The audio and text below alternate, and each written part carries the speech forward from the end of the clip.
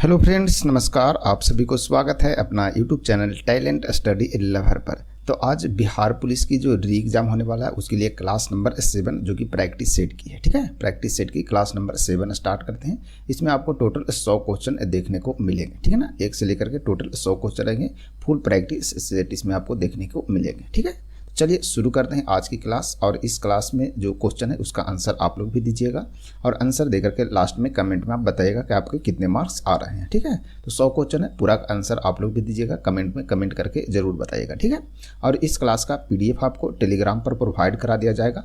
Telegram का link आपको video के नीचे डिस्क्रिप्शन बॉक्स में मिल जाएंगे, तो आप वहाँ से टेलीग्राम ज्वाइन कर लीजिएगा, PDF डाउनलोड कीजिएगा और रिवीजन करते रहेंगे। ठीक है, तो चलिए शुरू करते हैं आज की क्लास क्वेश्चन नंबर फर्स्ट से। सबसे पहला नंबर क्वेश्चन देखिए, बोल रहा फ्रेंड्स, सिंधु घाटी सभ्यता वैदिक सभ्यता से भिन्न थी क्योंकि। तो वैदिक सभ्यता से सिंधु घाटी सभ्यता क्यों भिन्न था ये बताना। तो इसका राइट आंसर क्या हो जाएगा? तो इसका राइट आंसर है आपका ऑप्शन नंबर डी। ठीक है ना, ऑप्शन डी, यानी कि ऑल ऑफ दीज उपयुक्त में से सभी सही हैं। ठीक है ना, इनके पास विकसित शहरी जीवन की सुविधाएं थी, सही है। इनके पास चित्र लेखीय लिपि थी, ये भी सही है। इसके पास यानी कि इन लोगों के पास लोहे और रक्षा शस्त्रों के ज्ञान का अभाव था, यानी कि इसके बारे में इनको ज्ञान नहीं था। तो सही के सही है सब। ठीक है, चलिए नेक्स्ट है क्वेश्चन नंबर 2।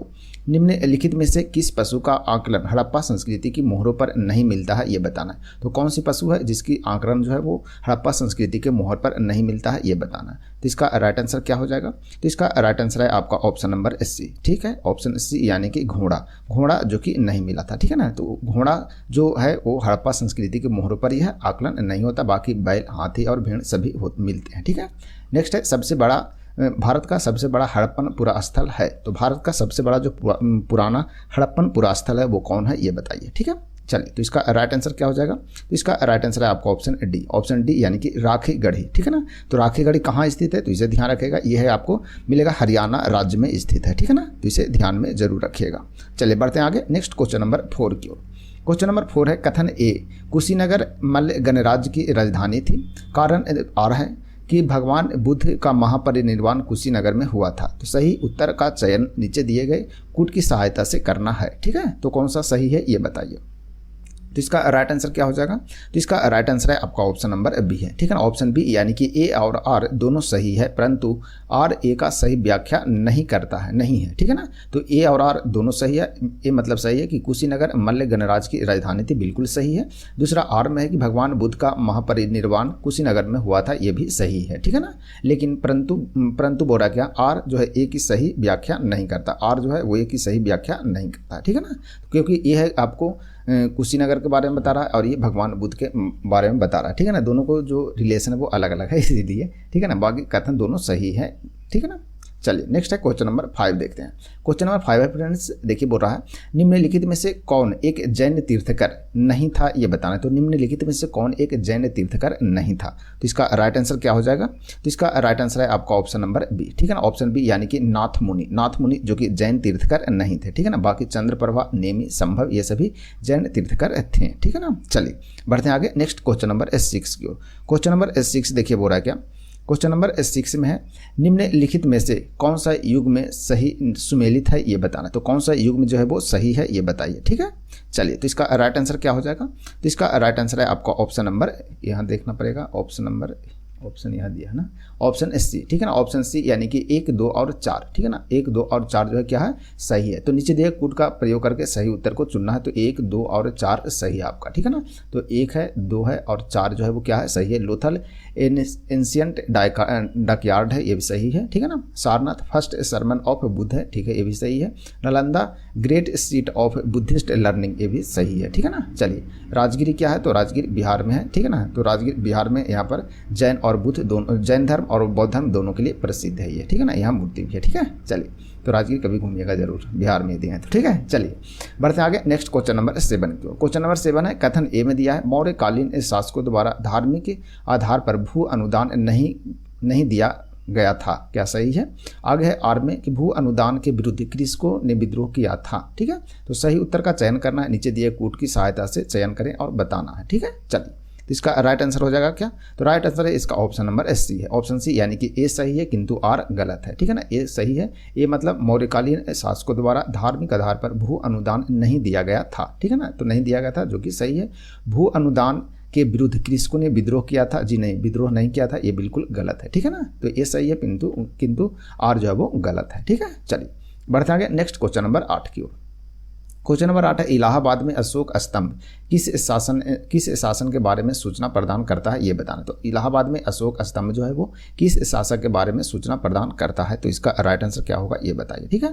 इसका राइट आंसर है आपका ऑप्शन डी, यानी कि समुद्रगुप्त के बारे में सूचना को क्या करता है, प्रदान करता है, ठीक है ना। तो इलाहाबाद का जो स्तंभ है वो समुद्रगुप्त के बारे में सूचना प्रदान करता है, तो इसे ध्यान में रखिएगा, ठीक है। चलिए बढ़ते हैं आगे। नेक्स्ट है क्वेश्चन नंबर 9 की ओर। क्वेश्चन नंबर 9 है, निम्नलिखित में से किस गुप्त शासक ने हुनों पर विजय प्राप्त की थी। तो किसने हुनों पर विजय प्राप्त किया था, कौन सा गुप्त शासक था जिसने हुनों पर विजय प्राप्त किया था। तो इसका राइट आंसर है आपका ऑप्शन सी, यानी कि स्कंद गुप्त के द्वारा हुनों पर विजय प्राप्त किया गया था, ठीक है ना। तो ऑप्शन बी जो कि राइट आंसर हो जाएगा। और स्कंद गुप्त जिनका कार्यकाल कब से कब तक चला था, तो 455 से लेकर के 468 ईस्वी तक इनका कार्यकाल था, ठीक है ना।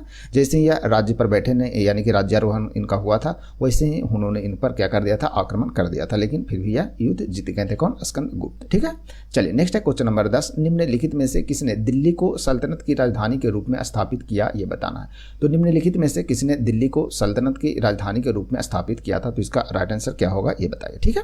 चलिए तो इसका राइट आंसर है क्या, तो इसका right answer option B, Iltutmish, ठीक है ना। इल्तुतमिश जिसका कार्यकाल था 1210 से लेकर के, ठीक है ना, 1210 से 1236 तक इसका कार्यकाल रहा था, ठीक है ना। इन्होंने राजधानी लाहौर से दिल्ली को स्थापित किया था, यानी पहले राजधानी था वो कहाँ था, लाहौर था, उसे दिल्ली में स्थापित किया था, किसके द्वारा किया गया था, तो इल्तुतमिश के द्वारा किया गया था। नेक्स्ट है क्वेश्चन नंबर 11, भारत में सर्वप्रथम सांकेतिक मुद्रा का प्रचलन किया था। तो भारत में सर्वप्रथम सांकेतिक मुद्रा का प्रचलन किसके द्वारा किया गया था, ये बताना, ठीक है। तो ऑप्शन ए है अकबर, बी है अलाउद्दीन खिलजी, सी में देखते हैं क्या है, सी में आपको मिलेगा देखने को बहलोल लोदी, और डी में है मोहम्मद बिन तुगलक। तो इसका राइट आंसर क्या हो जाएगा ये बताना है, ठीक है। चलिए तो इसका राइट आंसर है आपका ऑप्शन नंबर डी, ठीक है ना, ऑप्शन डी, यानी कि मोहम्मद बिन तुगलक, मोहम्मद बिन तुगलक जो कि इसका राइट आंसर हो जाएगा, ठीक है। तो भारत में सर्वप्रथम सांकेतिक मुद्रा का प्रचलन किसके द्वारा किया गया था, मोहम्मद बिन तुगलक के द्वारा किया गया था, ठीक है। चलिए बढ़ते आगे। नेक्स्ट है क्वेश्चन नंबर 12। क्वेश्चन नंबर 12 है, होली त्यौहार के सार्वजनिक उत्सव में भाग लेने वाली प्रथम दिल्ली का सुल्तान कौन था, ये बताना है, ठीक है ना। तो होली के त्यौहार में सार्वजनिक उत्सव में, ठीक है ना, होली त्यौहार के सार्वजनिक उत्सव में भाग लेने वाला जो प्रथम दिल्ली सुल्तान था वो कौन था, ये बताना है। तो इसका राइट आंसर क्या हो जाएगा, तो इसका राइट आंसर है आपका ऑप्शन नंबर बी, ठीक है ना, ऑप्शन बी, यानी कि मोहम्मद बिन तुगलक थे, ठीक है ना। तो मोहम्मद बिन तुगलक जो कि प्रथम दिल्ली का सुल्तान था जिसने होली के सार्वजनिक त्यौहार में या उत्सव में क्या लिए थे, भाग लिए थे, ठीक है ना। तो इसे ध्यान रखिएगा, ठीक है। चलिए बढ़ते आगे। नेक्स्ट क्वेश्चन नंबर कितना, 13 नंबर की ओर।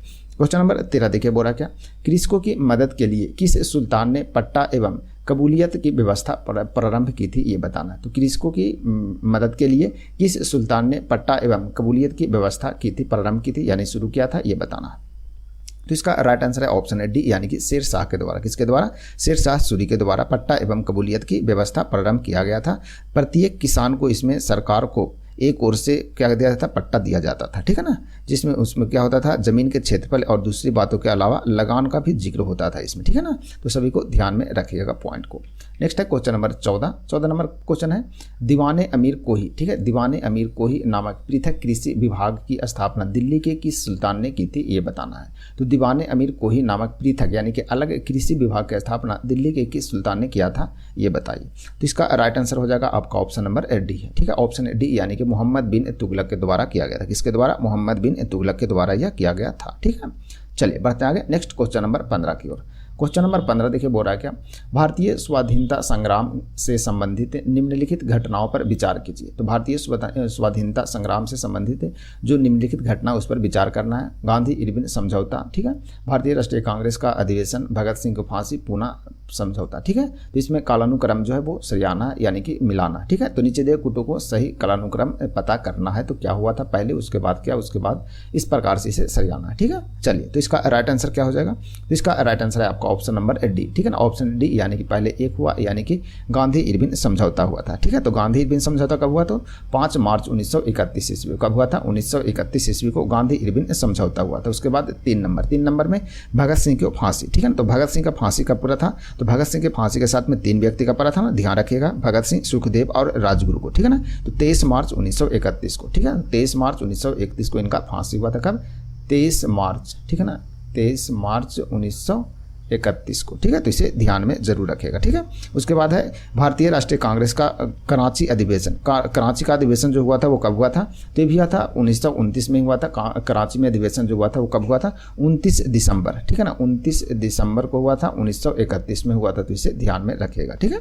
और पूना पैक्ट जो हुआ था वो कब हुआ था? तो 20 अगस्त 1932 में हुआ था। तो पूना पैक्ट हुआ था कब? 1932 में, ध्यान रखिएगा, ठीक है। तो गांधी अभियान समझौता 5 मार्च 1931 को। फिर आप उसके बाद फिर क्या हुआ था? भगत सिंह, राजगुरु और सुखदेव को क्या हुआ था? फांसी हुआ था 23 मार्च 1931 को। उसके बाद फिर उसके बाद हुआ था भारतीय राष्ट्रीय कांग्रेस का कराची अधिवेशन, जो कि 1931 में भी हुआ था। पूना पैक्ट 1932 में हुआ था, ठीक है। तो सब ध्यान रखिएगा। चलिए नेक्स्ट है क्वेश्चन नंबर 16। निम्नलिखित गोलमेज सम्मेलनों में से किसका प्रतिनिधित्व भारतीय राष्ट्रीय कांग्रेस ने नहीं किया था, ये बताना है। तो किसका कौन सा गोलमेज सम्मेलन था जिसका प्रतिनिधित्व भारतीय राष्ट्रीय कांग्रेस ने नहीं किया था? तो इसका राइट आंसर हो जाएगा आपका ऑप्शन नंबर सी, ठीक है। ऑप्शन सी, तृतीय गोलमेज सम्मेलन, ठीक है। तो तृतीय गोलमेज सम्मेलन जिसका प्रतिनिधित्व भारतीय राष्ट्रीय कांग्रेस के द्वारा नहीं किया गया था, ठीक है। चलिए बढ़ते हैं आगे नेक्स्ट क्वेश्चन नंबर 17 की ओर। क्वेश्चन नंबर 17 देखिए, बोल रहा है निम्नलिखित में से किसने असहयोग आंदोलन के दौरान विदेशी वस्त्रों को जलाया जाना एक निष्ठुर बर्बादी बताया था? तो किसके द्वारा यह बताया गया था, ये बताना, ठीक है। चलिए तो इसका राइट आंसर है क्या? ऑप्शन सी, रविंद्रनाथ टैगोर के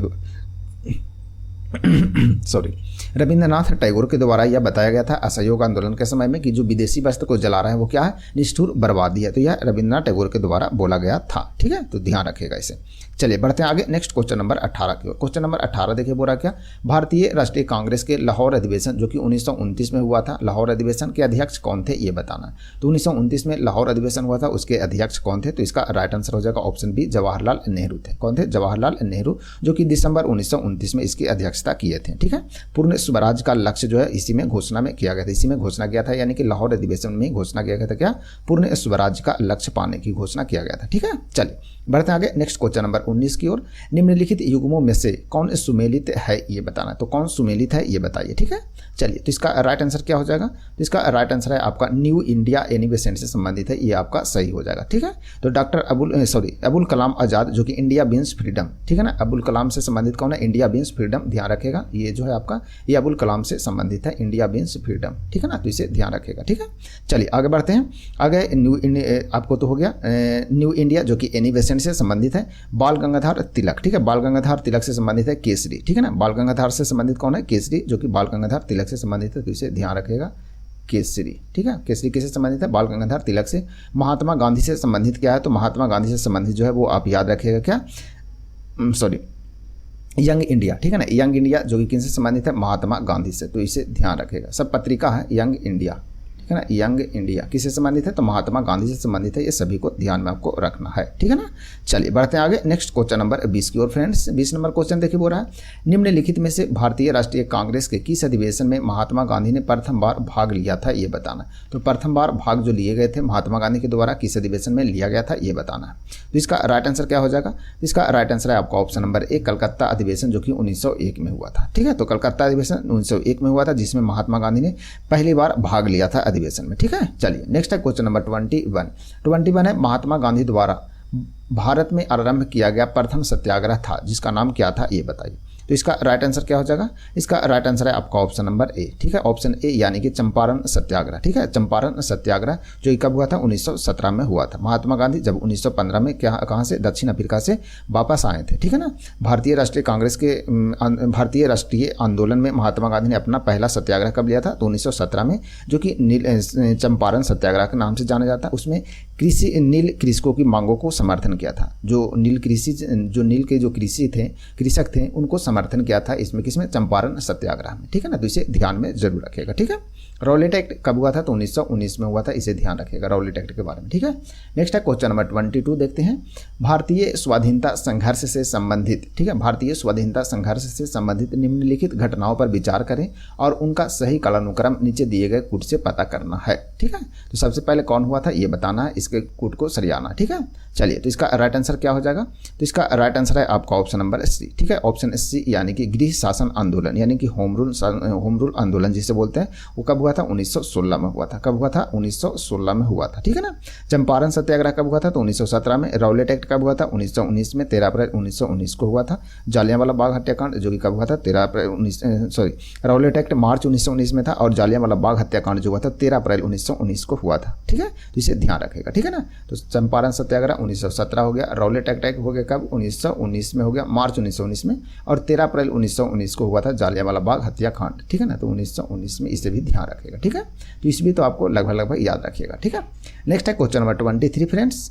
23 नंबर देखिए, बोल रहा है निम्नलिखित में से किसने कहा कि ब्रिटिश शासन की सबसे अधिक महत्वपूर्ण उपलब्धि भारत का एकीकरण था, ठीक है। तो किसके द्वारा यह कहा गया था ये बताना। तो इसका राइट आंसर क्या हो जाएगा? तो इसका राइट आंसर है आपका ऑप्शन नंबर ए यानी के.एस. पनिक्कर के द्वारा, ठीक है। तो के.एस. पनिक्कर के द्वारा कहा गया था कि ब्रिटिश शासन की सबसे अधिक महत्वपूर्ण उपलब्धि भारत का एकीकरण है। क्या है? भारत का एकीकरण, ठीक है।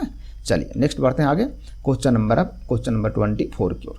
क्वेश्चन नंबर 24 देखिए, बोल रहा है निम्नलिखित में से कौन सा एक सही सुमेलित नहीं है ये बताना। तो कौन सही सुमेलित नहीं है, ठीक है।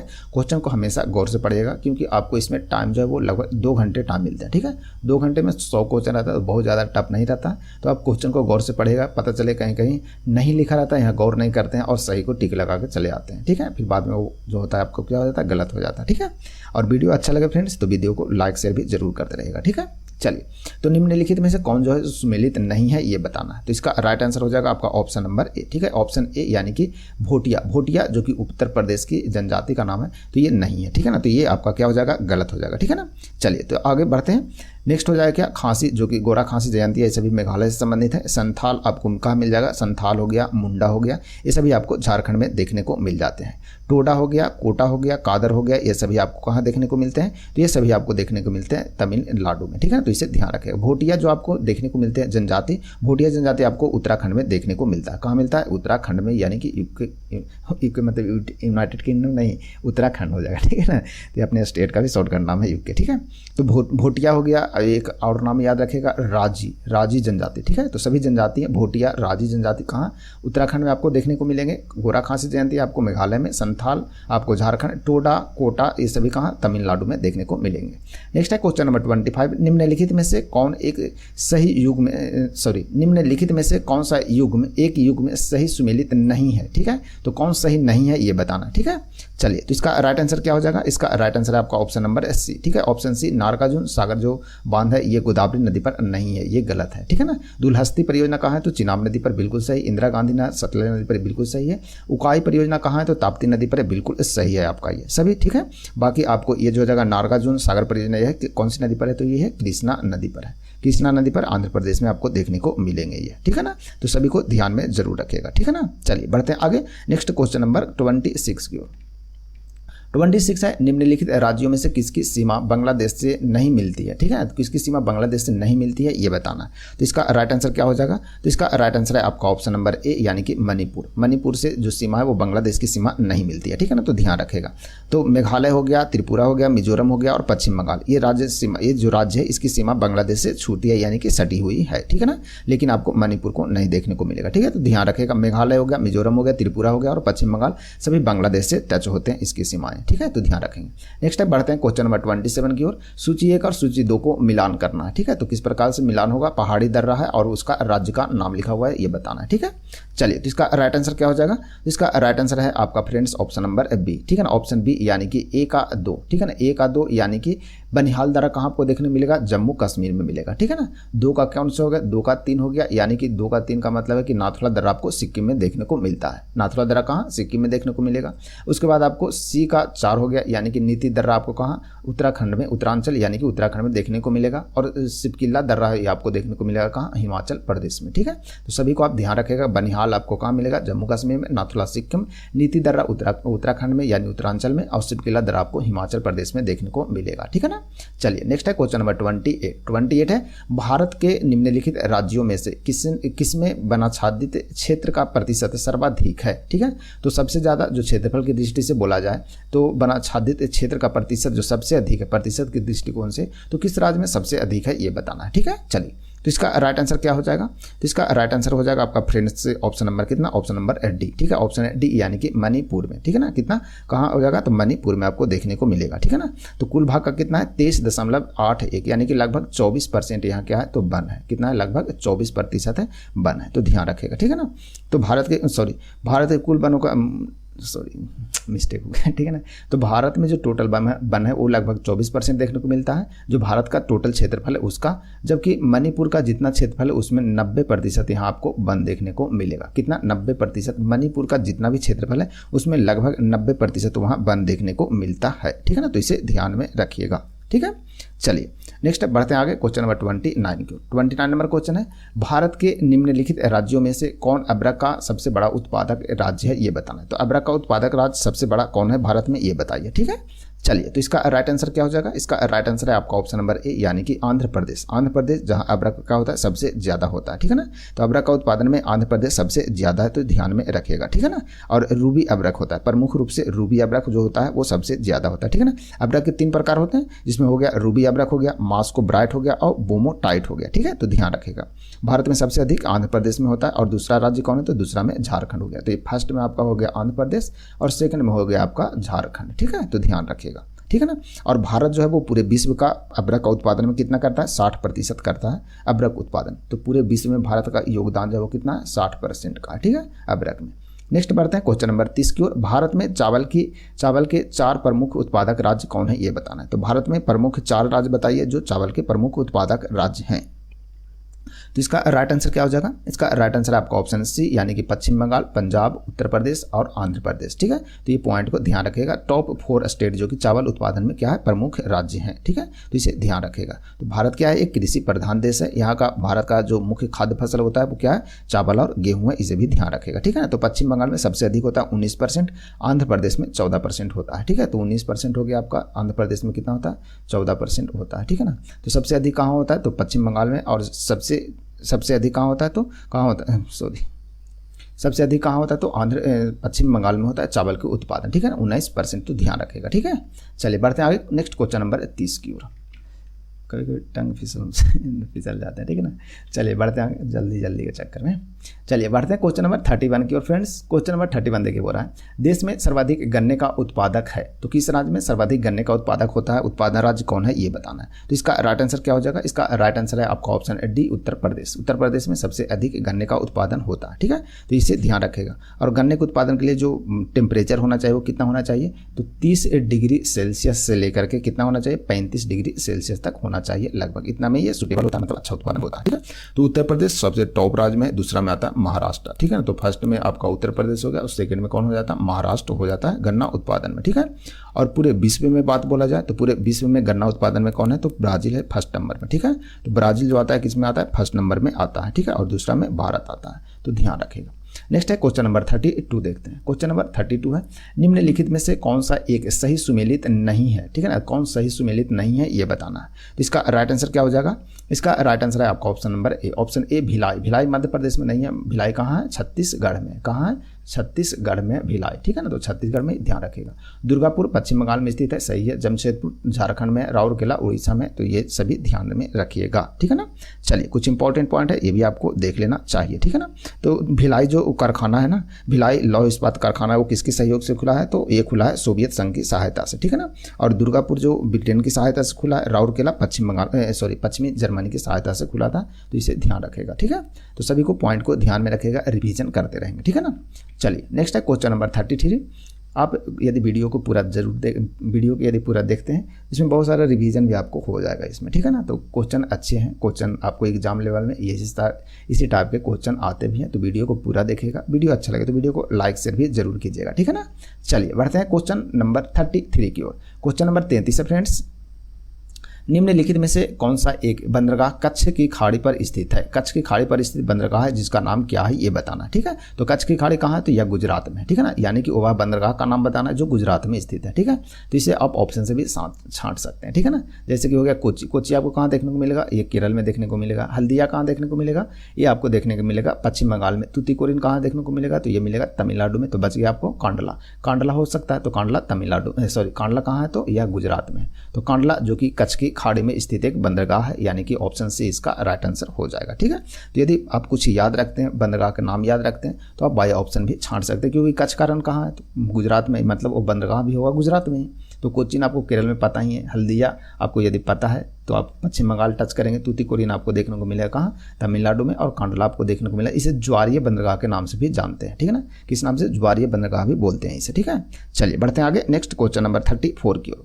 क्वेश्चन नंबर 34 देखिए बोल रहा है, निम्नलिखित ज्वालामुखियों में से किसे भूमध्य सागर का प्रकाश स्तंभ कहा जाता है। तो कौन सा ज्वालामुखी है जिसे भूमध्य सागर का प्रकाश स्तंभ कहा जाता है, ये बताना है। तो इसका राइट आंसर क्या हो जाएगा, तो इसका राइट आंसर है ऑप्शन सी अस्ट्राम्बोली को। किसे बोलते हैं, अस्ट्राम्बोली को क्या बोलते हैं, भूमध्य सागर का प्रकाश स्तंभ भी इसे बोलते हैं। ठीक है ना, तो इसे ध्यान में रखिएगा।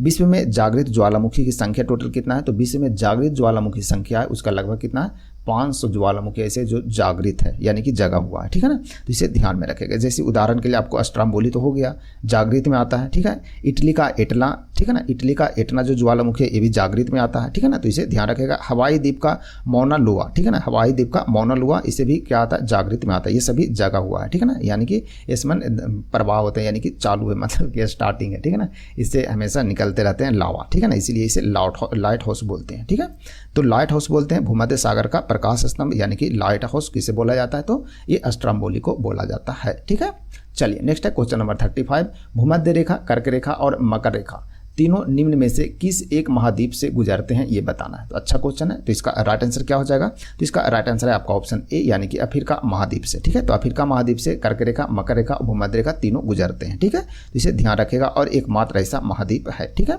अफ्रीका महाद्वीप जो कि विश्व का दूसरा बड़ा महाद्वीप भी है, पहला में एशिया है, दूसरा में कौन है, अफ्रीका महाद्वीप है। ठीक है, तो इसे भी ध्यान में रखिएगा। ठीक है ना, चलिए बढ़ते हैं आगे नेक्स्ट क्वेश्चन नंबर 36 की ओर।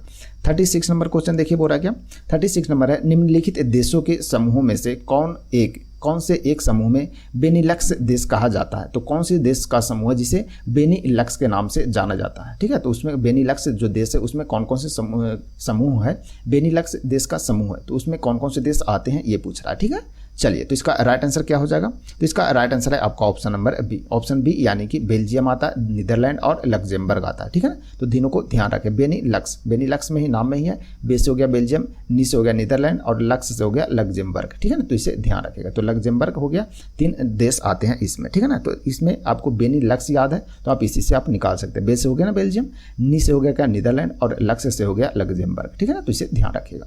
चलिए बढ़ते हैं आगे।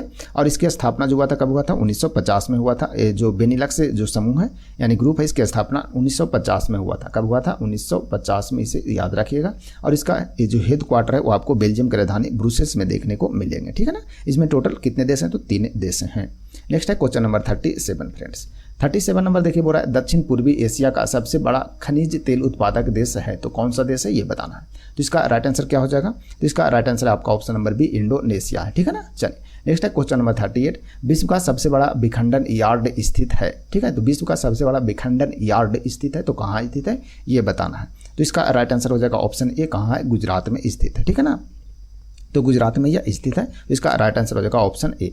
क्वेश्चन नंबर 39 देखिए बोल रहा है, निम्नलिखित में से कौन सा एक सही सुमेलित नहीं है। तो कौन सही सुमेलित नहीं है ये बताना है। तो इसका राइट आंसर क्या हो जाएगा, तो इसका राइट आंसर है आपका ऑप्शन नंबर ए हो जाएगा। ठीक है ना, तो ऑप्शन ए इसका सही है। ऑप्शन ए, मध्य प्रदेश में अल्पाइन जो वन होता है ये बिल्कुल गलत है। ठीक है, तो कांगो बेसिन में नेटिंगो होता है, ये सही है।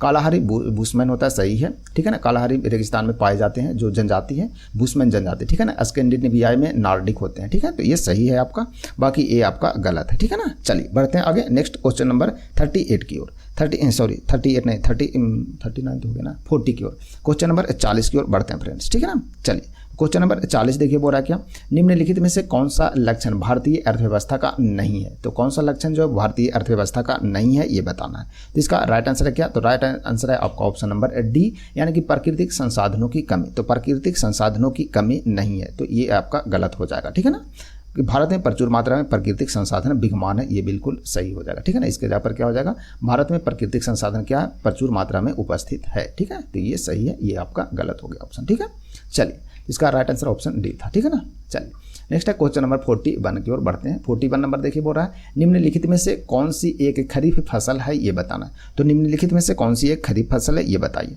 तो इसका राइट आंसर क्या हो जाएगा, इसका राइट आंसर है आपका ऑप्शन डी यानी कि सोयाबीन, ठीक है ना। तो सोयाबीन जो कि केस में आता है तो खरीफ फसल में आता है, ठीक है ना। चलिए खरीफ फसल जो कि वर्षा ऋतु की एक फसल है, ठीक है ना, जो जुलाई में क्या किया जाता है, बोया जाता है और अप्रैल माह में यह काटा जाता है। खरीफ फसल जो होता है उसमें कौन कौन से मुख्य आते हैं, तो मुख्य रूप से हो गया आपका चावल हो गया, ठीक है ना, चावल हो गया, ज्वार हो गया, बाजरा हो गया, मक्का हो गया, कपास, सोयाबीन, मूंगफली, ये सभी के सभी किस में आते हैं, तो ये सभी के सभी जो आते हैं आपको खरीफ फसल में देखने को मिलेंगे, ठीक है ना। एक होता है आपका रबी फसल, ठीक है। तो रबी फसल में कौन कौन आता है, तो अक्टूबर नवंबर में यह बोई जाती है, ठीक है ना। तो अक्टूबर नवंबर में कौन सी रबी फसल बोई जाती है और अप्रैल माह में यह काटा जाता है। जैसे हो गया ना आपका गेहूं हो गया, जौ हो गया, सरसों, मसूर, ये सभी आपके रबी फसल के अंतर्गत आते हैं, ठीक है। चलिए नेक्स्ट है क्वेश्चन नंबर 42। भारत में जूट उद्योग प्रमुखता केंद्रित है। तो भारत में जूट उद्योग जो प्रमुख रूप से केंद्रित है वो कहाँ है, किस राज्य में है, ये बताना है। तो इसका राइट आंसर हो जाएगा आपका ऑप्शन नंबर डी फ्रेंड्स, ठीक है ना। ऑप्शन डी यानी कि पश्चिम बंगाल में मुख्य रूप से होता है क्या, जूट होता है, ठीक है ना। जूट को गोल्डन फाइबर के नाम से जाना जाता है, यानी कि सोने का रेशा, ठीक है ना। गोल्डन फाइबर यानी कि सोने का रेशा किसे कहते हैं, तो जूट को कहा जाता है, ठीक है। जूट का प्रथम कारखाना जो है वो 1859 ईस्वी में बना था, 1859 ईस्वी में लगा था। वो कहाँ लगा था, रिसरा, ठीक है ना। रिसरा जगह का नाम है जो कि पश्चिम बंगाल में आपको देखने को मिलेगा, ठीक है ना। तो यहीं पर लगा था, ठीक है, तो ध्यान रखिएगा। चलिए बढ़ते हैं आगे नेक्स्ट क्वेश्चन नंबर 43 की ओर। 43 नंबर क्वेश्चन है भारत में सर्वाधिक कॉफी उत्पादक राज्य है। तो भारत में सबसे अधिक कॉफी किस राज्य में होता है ये बताना है। तो इसका राइट आंसर हो जाएगा आपका ऑप्शन नंबर बी यानी कि कर्नाटक में। कर्नाटक में कॉफी उत्पादन होता है, सबसे अधिक होता है, कॉफी को कहवा भी बोलते हैं, ठीक है। और दूसरा राज्य में कौन आता है, तमिलनाडु, ठीक है ना। तो दूसरा में हो गया आपका तमिलनाडु और फर्स्ट में हो गया आपका कर्नाटक हो गया, ठीक है ना। तो कॉफी उत्पादन में ध्यान रखिएगा पहला राज्य कौन आता है, तो सबसे टॉप में आता है आपको कौन, कर्नाटक, और सेकंड में आपको आता है क्या, कौन सी राज्य, तो तमिलनाडु आता है। केरल यदि आता है तो केरल तीसरा नंबर में आता है, ध्यान रखिएगा, ठीक है। विश्व का कॉफी उत्पादन में प्रथम स्थान किसका है, तो विश्व में सबसे अधिक जो कॉफी होता है वो ब्राजील में होता है, ठीक है। तो इसे ध्यान रखिएगा। चलिए बढ़ते हैं आगे नेक्स्ट क्वेश्चन नंबर 44 की ओर। नाबार्ड पूर्ण वित्त प्रदान करता है, ठीक है ना। तो नाबार्ड पूर्ण वित्त प्रदान करता है, तो किसे प्रदान करता है ये बताना है।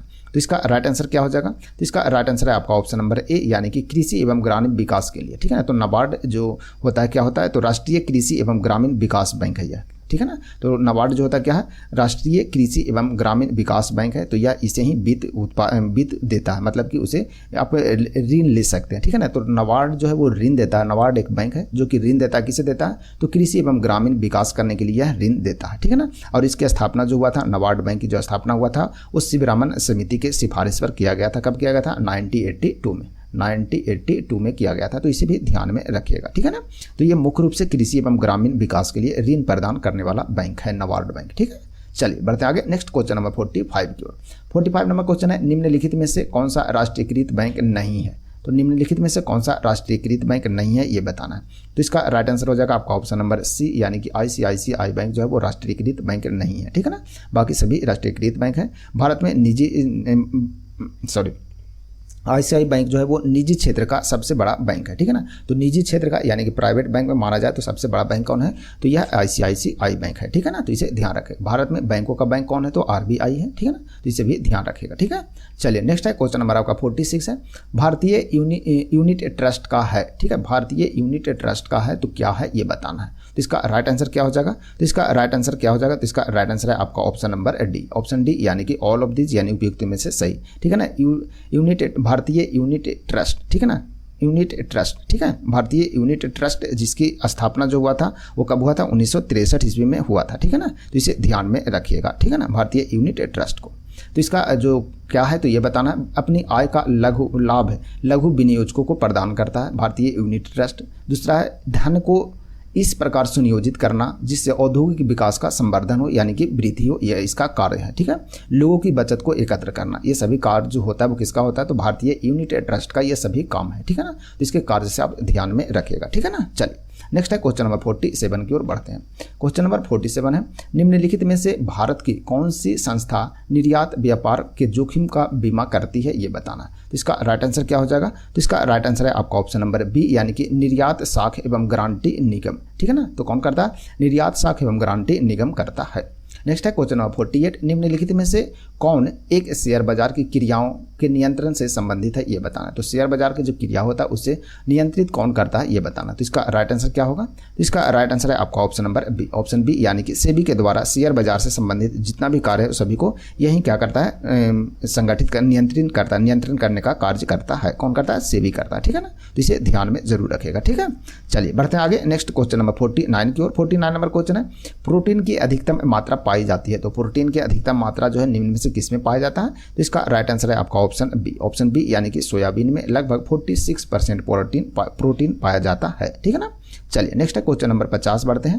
क्वेश्चन नंबर 50 है, प्रत्येक वर्ष दिए जाने वाले इंदिरा गांधी पर्यावरण पुरस्कार का आधार होता है। तो इसका आधार क्या है ये बताना है। तो पर्यावरण पुरस्कार जो इंदिरा गांधी पर्यावरण पुरस्कार है इसका योगदान दिया जाता है। तो इसका आधार क्या है, यानी बेस क्या है, किस बेस पर दिया जाता है ये बताना है। तो इसका राइट आंसर हो जाएगा आपका ऑप्शन नंबर ए, ऑप्शन ए, यानी कि पर्यावरण के क्षेत्र में सार्थक योगदान के लिए, ठीक है ना। तो पर्यावरण के क्षेत्र में कोई व्यक्ति सार्थक योगदान करता है तो उसे इंदिरा गांधी पर्यावरण पुरस्कार दिया जाता है, ठीक है ना। तो इसे ध्यान में जरूर रखिएगा, ठीक है ना।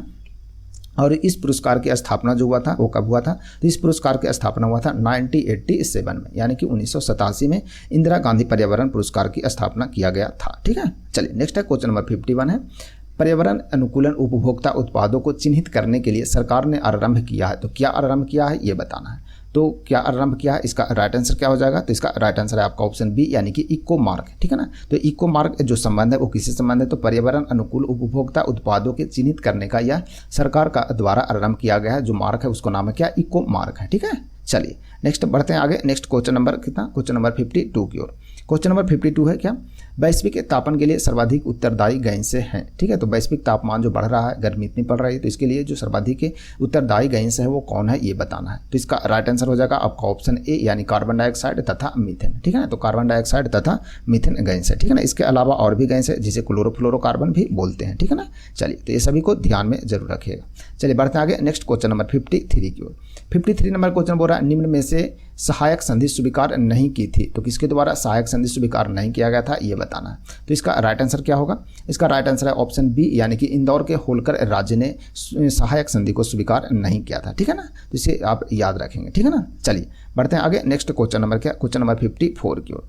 54 नंबर क्वेश्चन देखिए बोल रहा है, निम्नलिखित में से कौन सा एक सही सुमेलित है। तो कौन सही सुमेलित है ये बताना है। तो इसका राइट आंसर हो जाएगा आपका ऑप्शन नंबर सी, यानी कि एनी बेसेंट से संबंधित है कॉमन बिल। कॉमन बिल का संबंध किससे है? तो एनी बेसेंट से संबंधित है, ठीक है ना। चलिए बढ़ते हैं आगे, तो कुछ और पॉइंट है वो भी देख लेते हैं। महात्मा गांधी से संबंधित अभी आपको बताए थे क्या? महात्मा गांधी से जो संबंधित है वो है आपको यंग इंडिया। यंग इंडिया किससे संबंधित? तो महात्मा गांधी से संबंधित है, इसे ध्यान रखेंगे, ठीक है ना। महात्मा गांधी से यंग इंडिया संबंधित है, ठीक है। चलिए केसरी का संबंध किससे? तो बाल गंगाधर तिलक से संबंधित है, इसे भी ध्यान में रखने चलेगा, ठीक है ना। चलिए बढ़ते हैं आगे, नेक्स्ट क्वेश्चन नंबर आपका क्वेश्चन नंबर 55 की ओर। क्वेश्चन नंबर 55 है फ्रेंड्स कि सूची 1 और सूची 2 को मिलान करना, ठीक है। तो एक साइड दिया आपको समाचार पत्र का नाम दिया, दूसरा उसके व्यक्ति, उन जिन व्यक्तियों ने उसे प्रारंभ किया उनका नाम दिया हुआ है, ठीक है। चलिए तो इससे मिलान करना है, तो इसे मिलान करना है, ठीक है। चलिए तो इसका राइट आंसर क्या हो जाएगा?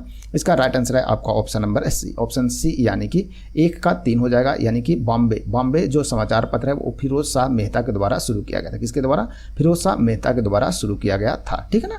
फिरोज शाह मेहता के द्वारा। बी का हो जाएगा पहला, यानी कॉमन बिल, जो कि कॉमन बिल का संबंध किससे है? तो कॉमन बिल जो संबंध है वो किससे संबंधित है? तो आपको एनी बेसेंट से संबंधित है। किससे संबंधित है? एनी बेसेंट से संबंधित है, ठीक है।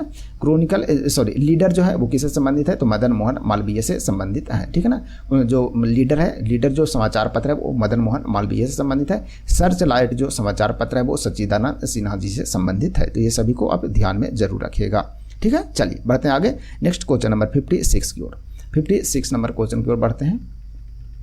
56 में देखिए बोल रहा, निम्नलिखित राज्यों में से किस एक राज्य की जनसंख्या नवीनतम जनगणना के अनुसार सबसे कम है? तो सबसे कम जनसंख्या जो वो किस राज्य का है निम्नलिखित में से ये बताना है। तो इसका राइट आंसर हो जाएगा आपका ऑप्शन नंबर बी, यानी कर्नाटक, ठीक है ना। तो कर्नाटक, निम्न 4 राज्यों में से कर्नाटक की जनसंख्या जो है सबसे कम है, ठीक है। चलिए बढ़ते हैं आगे, नेक्स्ट क्वेश्चन नंबर 57 की ओर। 57 नंबर क्वेश्चन है, 1935 के अधिनियम के तहत कराए गए विधानसभा चुनाव में किस राज्य में कांग्रेस ने पूर्ण बहुमत नहीं प्राप्त किया था? तो कांग्रेस पूर्ण बहुमत नहीं प्राप्त किया था, तो कौन सा राज्य में नहीं प्राप्त किया था ये बताना है। तो इसका राइट आंसर क्या होगा? तो इसका राइट आंसर है आपका ऑप्शन डी, यानी कि बंगाल में। तो बंगाल में पूर्ण बहुमत कांग्रेस को नहीं मिला था, बाकी आपको मद्रास, उड़ीसा, बिहार ये सभी राज्यों में क्या मिला था?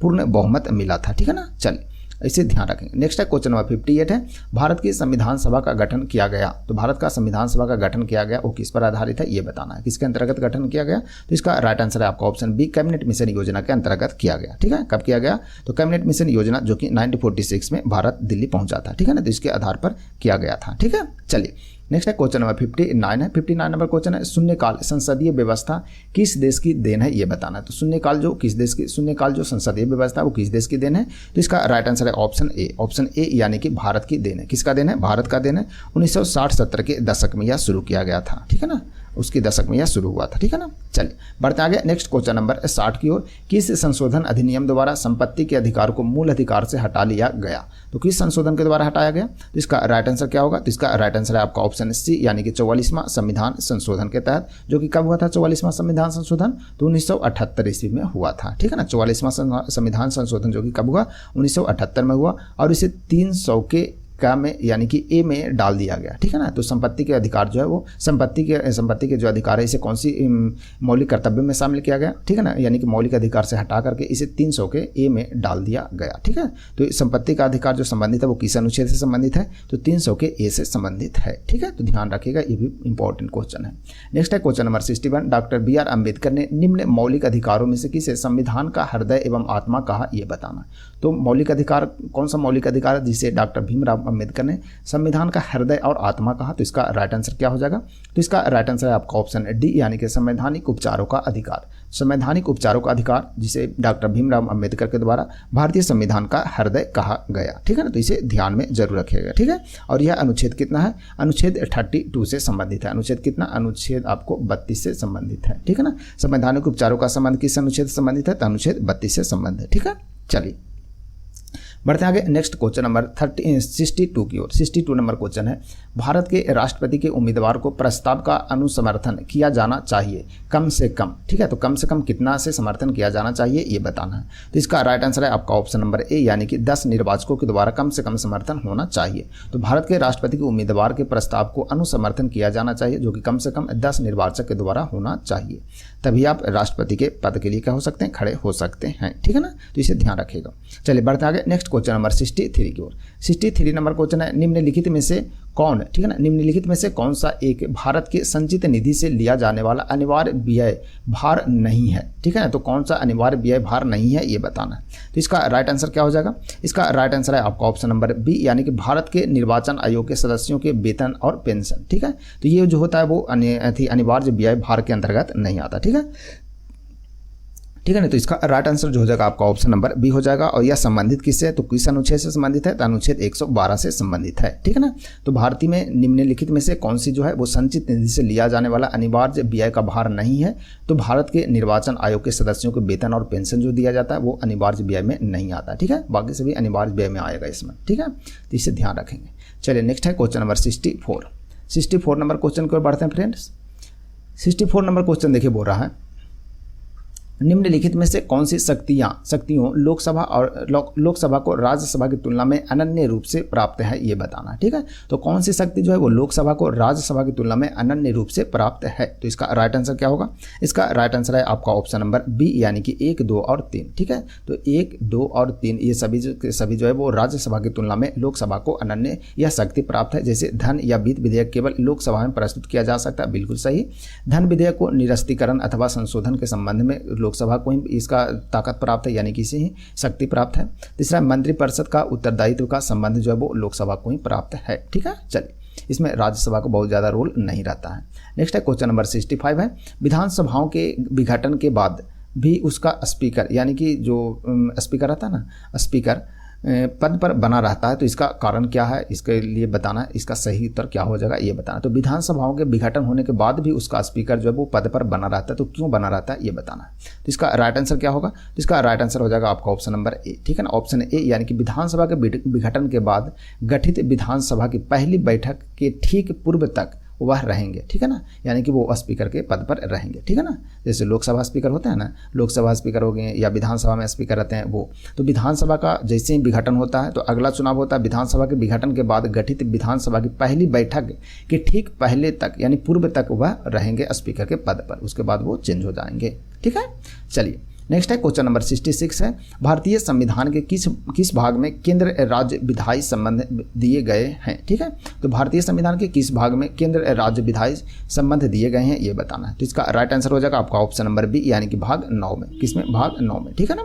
चलिए नेक्स्ट है क्वेश्चन नंबर आपका क्या 67 भारतीय संविधान के भाग कितना है 16 के अनुच्छेद यानी कि अनुच्छेद 330 से लेकर के 342 तक संबंधित है। तो किससे संबंधित है ये बताना है।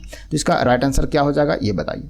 तो इसका राइट आंसर क्या होगा? तो इसका राइट आंसर है आपका option number D. Option D है, यानी कि लोकसभा में अनुसूचित जाति जनजाति के आरक्षण तथा एंग्लो इंडियन समुदाय का प्रतिनिधित्व से संबंधित है। अनुच्छेद 330 से लेकर 342 तक, या भाग बोले तो भाग 16। ठीक है, तो भाग 16 का संबंध किससे है? तो लोकसभा में अनुसूचित जाति जनजाति के आरक्षण तथा एंग्लो इंडियन के समुदाय का प्रतिनिधित्व करने से है, या अनुच्छेद पूछे थे अनुच्छेद 330 से 342 तक, इसी का संबंध है।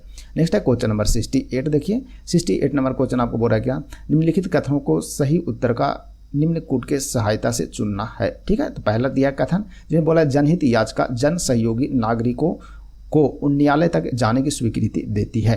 कारण है आर। कारण में बताया जन सहयोगी व्यक्ति उस व्यक्ति के लिए न्याय मांग सकें जो किसी कारण से न्यायालय तक पहुंच पाने में असमर्थ है। तो इसका राइट आंसर क्या हो जाएगा ये बताना है। तो इसका राइट आंसर क्या होगा फ्रेंड्स? इसका राइट आंसर है आपका ऑप्शन नंबर ए, यानी कि ए और आर दोनों सही है और ए की सही व्याख्या भी है। ठीक है ना, तो दोनों को दोनों सही है और व्याख्या भी सही है। चलिए बढ़ते हैं आगे नेक्स्ट क्वेश्चन नंबर 69 की ओर। 69 नंबर क्वेश्चन देखते हैं, एक मिनट। चलिए 69 नंबर क्वेश्चन देखिए, बोल रहा है कि उच्चतम न्यायालय द्वारा आज तक दूसरी सबसे बड़ी खंडपीठ किस केस में बनी ये बताना है। ठीक है, तो दूसरी सबसे बड़ी खंडपीठ किस केस में बनी है ये बताना है। तो इसका राइट आंसर क्या होगा? इसका राइट आंसर है आपका ऑप्शन नंबर ए, यानी कि गोलकनाथ केस में दूसरी सबसे बड़ी क्या खंडपीठ बनी है। ठीक है ना, तो इसे ध्यान में रखिएगा। ठीक है ना, इसमें कुल न्यायाधीशों की संख्या कितना था? तो टोटल जो न्यायाधीश की संख्या था वो बना था आपको 11। टोटल जो न्यायाधीश थे इसमें कितने थे? 11 थे। ठीक है ना, और सबसे अधिक जो बनी थे वो केशवानंद भारती बनाम केरल राज्य में, उसमें टोटल 13 न्यायाधीश उसमें थे। ठीक है, तो सबसे अधिक हो जाएंगे। तो कौन सा खंडपीठ जो सबसे अधिक, दूसरी तो हो गया गोलकनाथ केस में, और सबसे पहला जो सबसे अधिक हुआ था वो किस में बना था? कौन सा केस में? तो ये बनेगा आपको केशवानंद भारती बनाम केरल राज्य केस में। ठीक है, तो टॉप में वो है, सेकंड में गोलकनाथ। ठीक है, तो ध्यान रखिएगा। नेक्स्ट है क्वेश्चन नंबर 30। भारतीय संविधान की 8वीं अनुसूची में मान्य सरकारी भाषाओं की संख्या कितनी है ये बताना है। तो सरकारी भाषाओं की संख्या टोटल कितना है? तो 22 यानी कि 22 है, इसे ध्यान रखिएगा। ठीक है ना, तो इसे ऑप्शन से इसका राइट आंसर हो जाएगा। बढ़ते हैं आगे नेक्स्ट क्वेश्चन नंबर कितना? क्वेश्चन नंबर आपका 71 की ओर। 71 नंबर क्या है कि 1971 का संशोधन महालेखा नियंत्रक के मौलिक कर्तव्य, शक्तियों और सेवा की स्थिति से संबंधित है। अधिनियम लेखांकन और लेखा परीक्षण को पृथक करता है और CAG को लेखों की तैयारी उत्तरदायित्व से मुक्त देता है। ठीक है ना, मुक्ति देता है। यह संशोधन किया गया तो कब किया गया ये बताना है। तो इसका राइट आंसर क्या हो जाएगा? तो इसका राइट आंसर है आपका ऑप्शन नंबर बी, 1976 में। कब हुआ था? 1976 में हुआ था। ठीक है ना, और लेखा संबंधी का भारतीय महालेखा परीक्षा का संबंध किस अनुच्छेद से है? तो अनुच्छेद 148। ठीक है ना, अनुच्छेद 148 से लेकर के अनुच्छेद 151 तक भारतीय महालेखा परीक्षक भारत के नियंत्रक महालेखा परीक्षक से संबंधित अनुच्छेद है। अनुच्छेद 148 से लेकर के अनुच्छेद 148 से लेकर के अनुच्छेद 151 तक। ठीक है ना, तो सभी को ध्यान में जरूर रखिएगा। नेक्स्ट बढ़ते हैं आगे क्वेश्चन नंबर 72 की ओर। 72 नंबर क्वेश्चन देखिए, बोल रहा है केंद्र और राज्य की व्यवस्थापकियों, ठीक है ना, व्यवस्थापकियों के लिए मतदान की न्यूनतम उम्र की सीमा 21 से घटाकर के 18 वर्ष की गई तो कब किया गया ये बताना है। ठीक है, चलिए तो इसका राइट आंसर क्या हो जाएगा ये बताना है। तो इसका राइट आंसर हो जाएगा आपका ऑप्शन नंबर क्या 72 का ऑप्शन सी इसका राइट आंसर हो जाएगा। 61वां संविधान संशोधन जो कि 1989 में हुआ था, इसमें जो वोट देने की आयु है वो 21 वर्ष से घटा करके 18 वर्ष कर दिया गया। ठीक है, चलिए नेक्स्ट है क्वेश्चन नंबर 73।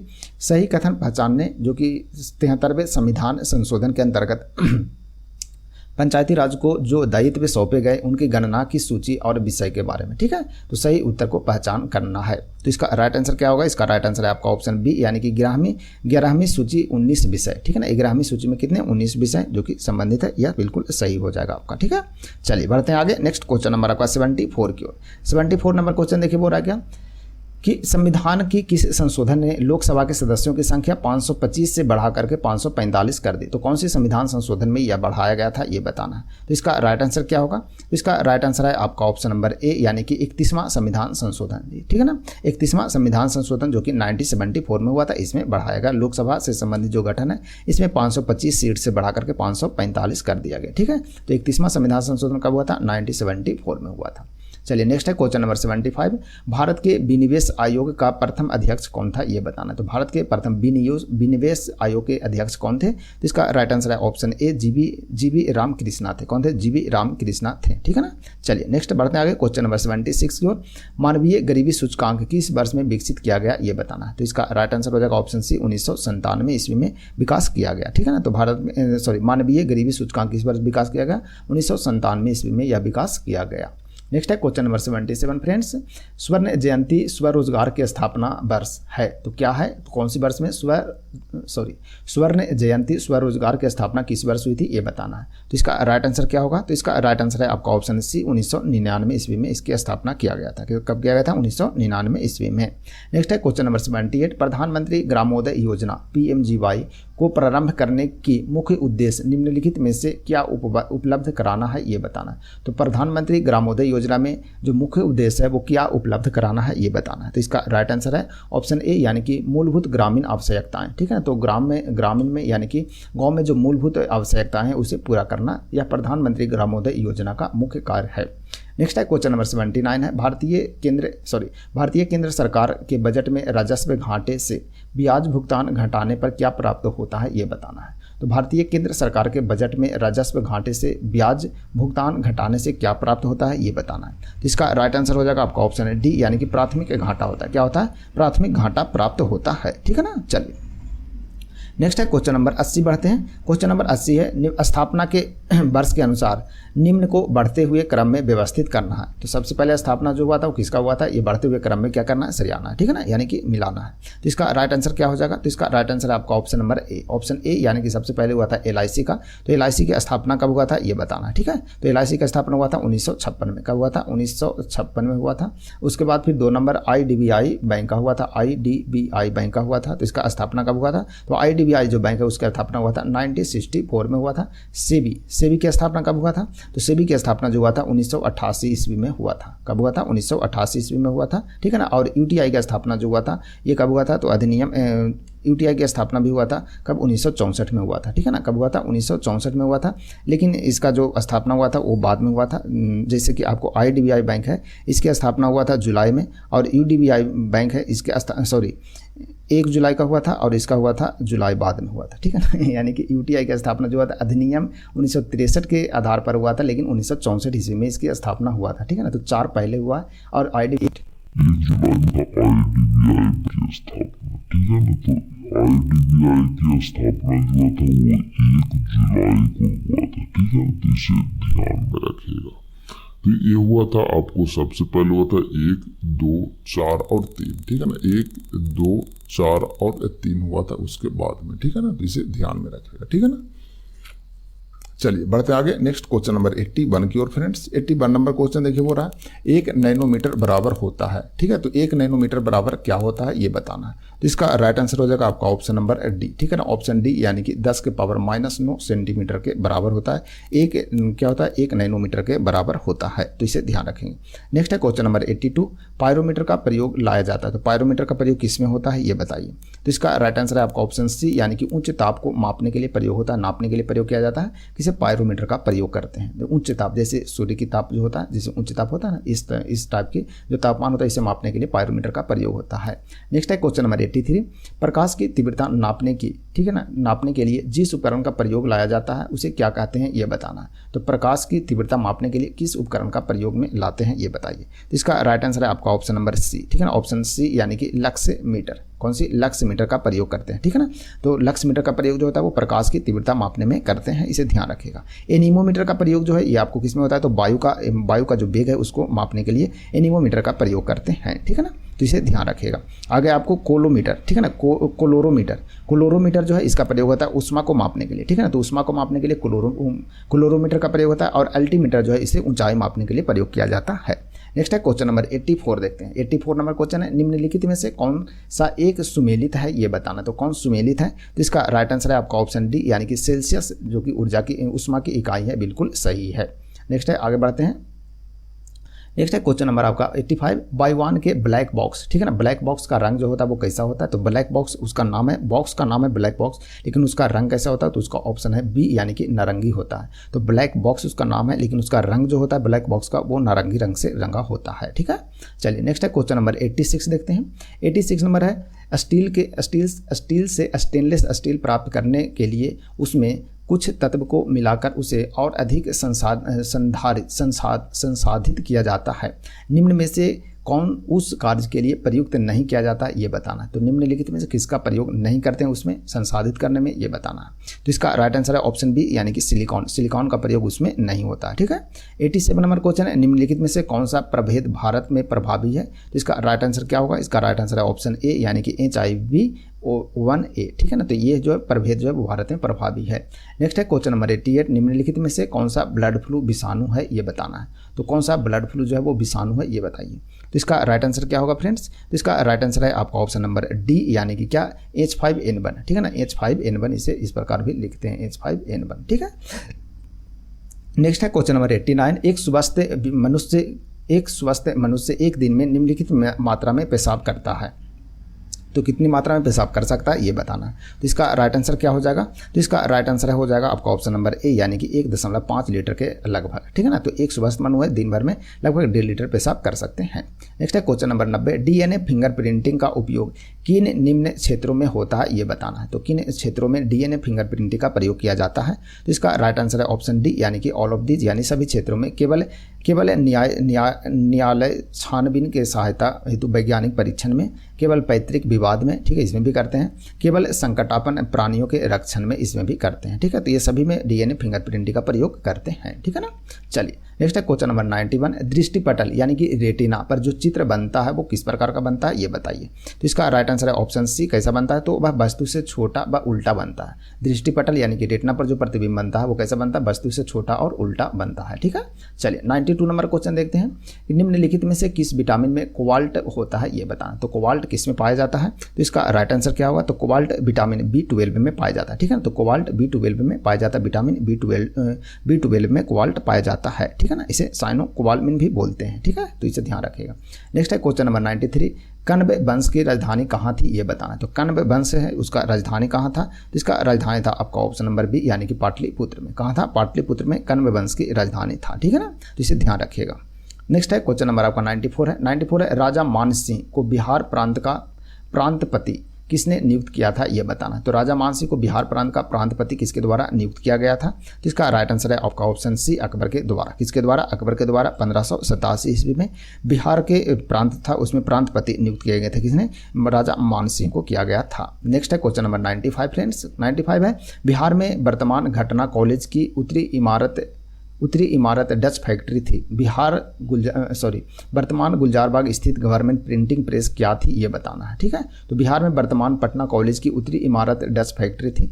वर्तमान गुलजारबाग स्थित गवर्नमेंट प्रिंटिंग प्रेस क्या था, ये बताना। फ्रांसीसी फैक्ट्री था, अंग्रेजी फैक्ट्री था, या फिर आपको डच फैक्ट्री था, या डेन फैक्ट्री था, क्या था, ये बताना है, ठीक है। चलिए तो इसका राइट आंसर क्या हो जाएगा, तो इसका राइट आंसर है आपका ऑप्शन नंबर बी, ठीक है ना। ऑप्शन बी यानी कि अंग्रेजी फैक्ट्री था, क्या था, अंग्रेजी फैक्ट्री, ठीक है ना। तो इसे ध्यान रखिएगा।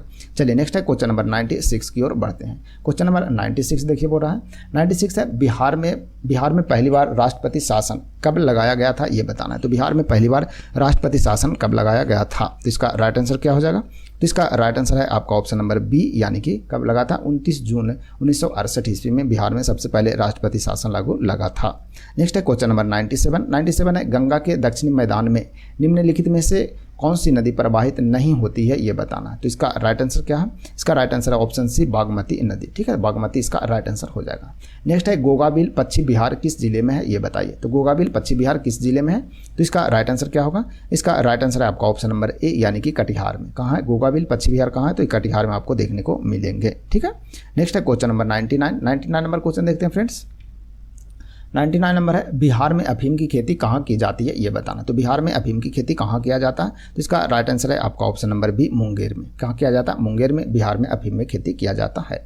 नेक्स्ट है क्वेश्चन नंबर 100 नंबर क्वेश्चन है 2000 जनगणना सन 2011 की जनगणना, ठीक है ना, सन 2011 की जो जनगणना हुआ था उसमें जनगणना के अनुसार बिहार में शहरी जनसंख्या, ठीक है, शहरी जनसंख्या कितनी है ये बताना है। तो इसका राइट आंसर क्या हो जाएगा, ऑप्शन ए इसका राइट आंसर हो जाएगा, ठीक है ना, 11 करोड़ हो जाएगा, ठीक है ना, कितना, 1 दहाई 1000 10,000 लाख 10 लाख, 11 करोड़ कितना हो गया, 75 लाख 8,000 16, ठीक है ना। तो ये आपका ऑप्शन है इसका राइट आंसर है, यानी कि लगभग 11 लाख जनसंख्या था, मतलब 12 लाख भी मान सकते हैं, ठीक है। तो लगभग 12 लाख जनसंख्या, 12 करोड़, ठीक है, लगभग कितना, 12 करोड़ जनसंख्या, शहरी जनसंख्या 2011 के जनगणना के अनुसार बिहार में शहरी जनसंख्या, ठीक है ना, शहरी जनसंख्या, ठीक है। तो इसे ध्यान में रखिएगा। चलिए, तो ये था आज की क्लास। क्वेश्चन नंबर 1 से 100 तक आपके पूरे आपको हो चुके हैं, ठीक है। तो और बताइए, तो इस क्लास की PDF भी आपको टेलीग्राम पर प्रोवाइड कर देंगे, आप रिवीजन कीजिएगा। वीडियो अच्छा लगे तो वीडियो को लाइक शेयर भी जरूर कीजिएगा, ठीक है ना। तो बताइएगा वीडियो कैसा लगा, एक्सप्लेनेशन के साथ। थोड़ी सी वीडियो लंबा जरूर होता है लेकिन थोड़ा ठीक भी लगता है, ठीक है। तो हल्का फुल्का रिवीजन भी होते चलेगा, इसमें आपको कुछ एक्सप्लेन भी करते चलेंगे जहाँ तक संभव हो, ठीक है। कुछ कभी कभी मिस्टेक भी हो जाता है जल्दी के चक्कर में, ठीक है ना, तो उसके लिए सॉरी, ठीक है। चलिए, तो आज की क्लास फ्रेंड्स यहीं समाप्त करते हैं, मिलते हैं फिर कल नए क्लास में। तब तक के लिए आप सभी को धन्यवाद। वीडियो अच्छा लगे तो वीडियो को लाइक शेयर जरूर कीजिएगा।